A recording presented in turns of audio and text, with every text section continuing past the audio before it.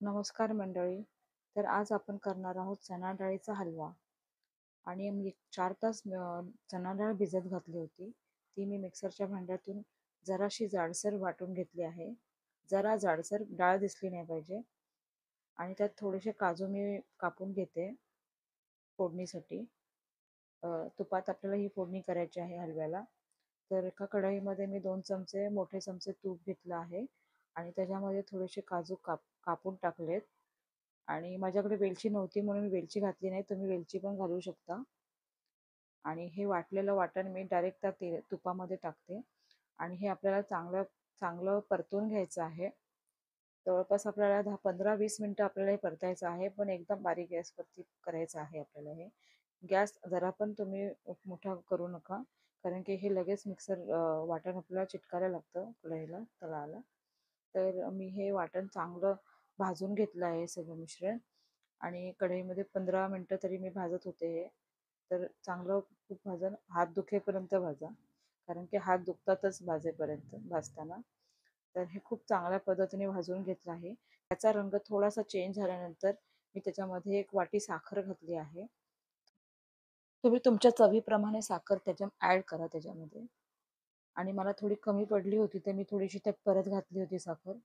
आणि ह्याचा रंग बदलेपर्यंत आणि एकदा सुगंध येईपर्यंत तुम्हाला परतत राहायचं आहे. आणि ह्याच्यावर मी थोडंसं दूध घातलं होतं. माझं दूध दूध थोडंसं ते आटलेलं दूध होतं माझ्याकडे. तर तेच दूध मी ह्याच्यात घातलं होतं. तुम्ही साधं दूध पण घालू शकता नॉर्मल.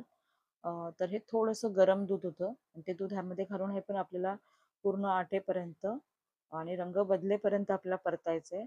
आता त्याच्यावरती झाकण ठेवून आपल्याला 5 मिनटं वाफ काढायची आहे. आणि ओपन करून बघा. तुम्ही हवं तर त्याला ड्रायफ्रूटने गार्निशिंग करू शकता. पण मी त्याच्यावर थोडंसं केसर घालते, कारण आमच्याकडे ड्रायफ्रूट कुणाला आवडत नाहीत. काजू मी थोडेफार घालते कारण मला आवडतात. आणि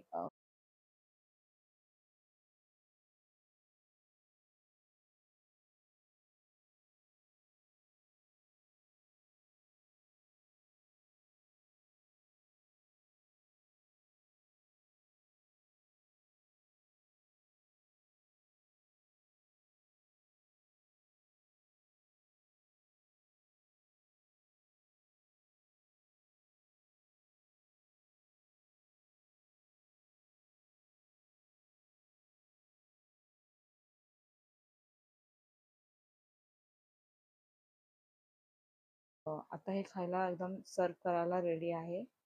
आणि तुम्हाला हा व्हिडिओ आवडला असेल तर माझ्या चॅनलला लाईक, शेअर आणि सबस्क्राईब करायला अजिबात विसरू नका. आणि भेटूया पुन्हा नवीन व्हिडिओमध्ये. Bye bye.